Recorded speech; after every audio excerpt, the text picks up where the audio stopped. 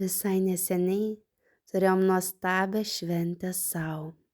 Mūsų pačių sugalvota ir susikurta šventė - suknelių diena, kai visiškai be jokios progos susibūrėme nuostabios moteris tam, kad švęsti gyvenimą, nepaisant to, kas vyksta aplinkui mus ir jame, tiesiog čia ir dabar. Jog priminti sau, kad mes pačios esame savo gyvenimo kūrėjos. Priminti sau, kokios esam ir stiprios, ir silpnos viename. Priminti sau, kad mes galime žydėti visiškai bet kada, vos tik spragtelėjusios pirštais. Nes meilė ir šviesa gyvena ne kažkur tai anapus, bet mūsų pačių viduje. Tai buvo nuostabi diena su nuostabiomis moterimis, ypatinga ir tikrai magiška. Kiek daug gali moteriška bendrystė. Transformacijos vyko tiesiog viena po kitos. Leidimas sau būti kitokiai, laisvesniai, moteriškesniai, seksualesniai, lengvesniai, tiesiog gimdavo vienas po kito. Mes aktyvavome vidinį žinojimą, kokia deivė galiu būti savo gyvenime. Vidinį žinojimą savo moteriškos energijos, pajautimą jos, pajautimą savęs, pripažinimą savęs, pagarbą, meilę sau. Mes vijome visus debesis, kurie kelia mums nepasitikėjimą savim, kurie neleidžia mums jausti savim, kurie stabdo ar riboja mus. Viską siuntėm šalin, tai kas netarnauja mūsų pačių geriausiam labui.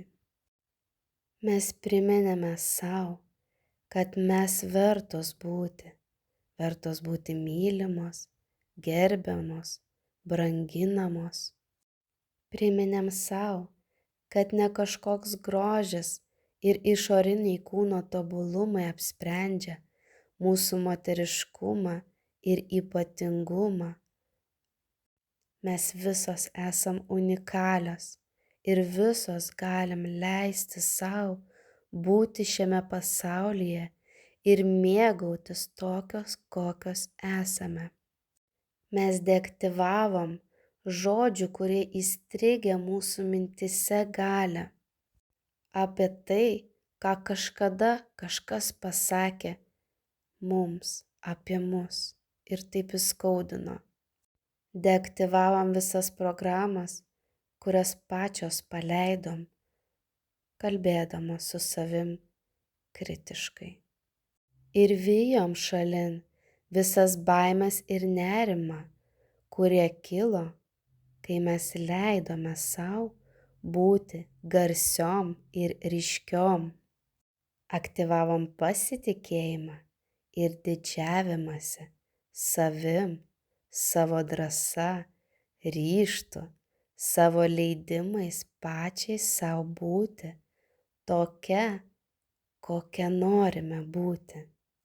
Priėmėme labai svarbius sprendimus pačiai sau rašyti geriausius pažymius mintyse, nepaisant to, kaip mus vertina kiti. Ir leidome sau kartais kvailioti ir klysti, nes juk kaip kitaip. Kaip galima gyventi džiaugsme, kaip pats save skriaudi. Patraukėme tą ranką, nebereikia. Apsisprendėme mylėti save, gerbti save, palaikyti save, skatinti save, auginti save, mėgautis, džiaugtis, lengvai, tiesiog moteriškai gyventi ir kvėpuoti, eiti kitaip per gyvenimą. Ir į tos pačius sunkumus pažiūrėti visai kitaip. Priminėm savo, koks stebuklas esame. Ir kartojam tai vėl ir vėl. Ir nemaišė mum nei cepelininis dangus, iš kurio pasipylė lietus, nei vėjas, kuris taršia plaukus ar sukneles. Mes rinkomės vis tiek būti, vis tiek mėgautis, vis tiek džiaugtis, vis tiek leisti savo kvailioti, išdykauti, filmuotis, fotografuotis, juoktis, šypsotis. Ir dar daug visko, ko reguliarią dieną tikriausiai neleistumėm savo. Tam, kad priminti, kad mes galime tai daryti ir įrodyti savo, kad niekam iš tikrųjų neįdomu, ką tu darai, jie tiesiog gyvena savo gyvenimą. Ir tikriausiai savo galvoje įsivaizduoja, kad, jūs žiūrite į juos.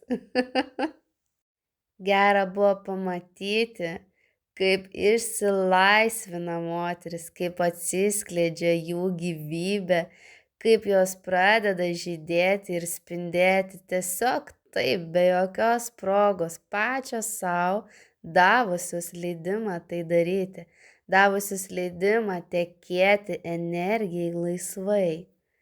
Nestabdydamos minčių, nestabdydamos idėjų, nestabdydamos dar kažko tai. Leisdamos savo visiškai viską, leisdamos savo tiesiog atsipalaiduoti ir būti, nespausdamos visiškai savęs nekritikuodamos.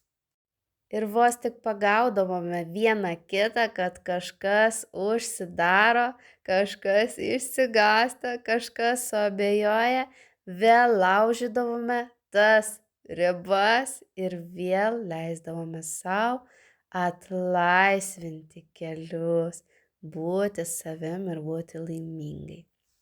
Tai buvo ypatinga diena su ypatingais žmonėmis drauge. Gera buvo matyti, kaip net praeiviai mums padeda ir patys įsikvepia tą energiją.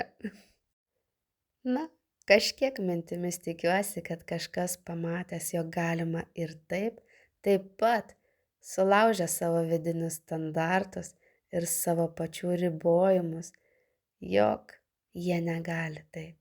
Nes iš tikrųjų tai gali. Vienintelio leidimo, ko reikia, tai savo paties. Aišku, buvo ir tokių, kurie labai mėgsta kritikuoti kitus. Tai jie toliau sukosi savo vidinėme rate, pamirždami ir gal kažkiek nesuvokdami netgi to, kad jie patys savo taip kenkia, bet tikrai ne mums. Gero buvo matyti, kad yra žmonių, kurie tiesiog gatvėje sustoja ir pakalbina mus paklausti, kas čia vyksta ir kokias išleistuvės mes švenčiam. O iš tikrųjų tai jokių. Ir jokiai mes Krišnai nepriklausom. Mes tiesiog mėgavomės tuo, kas mums pasitaiko pakeliui. Išnaudodavom tą akimirką pasidžiaugti ir pasimėgauti. O kaip be šiek tiek moteriškų pokalbių ir ritualų, besirūpinant vieną kitą. Mes paėmėm lapelius ir užsirašėm visą tai, kas mus dar netenkina savyje. Ir žinot, ką su jais padarėm? Sudeginom. Lai visa tai dingsta iš mūsų minčių ir galvos, kad mes kažkuo dar esam blogos. Nes jei pažiūrėti retrospektyviai tą, ką mes ir padarėm, mes norėjom didžiulį kelią, mes padarėm tiek daug ir, šiek tiek kartais savęs neįvertinom. Tai priminėm savo, kiek daug padarėm, kokios nuostabios esam ir kad pati geriausia mūsų versija, mūsų pačių versija yra būtent čia ir dabar. Ir pajautėm tą laimę, kuri užplūsta mintis ir kūną, kai pajaučiam iš tikrųjų tai, o ne tik pasakom, kad aš dabar geriausia savo versija.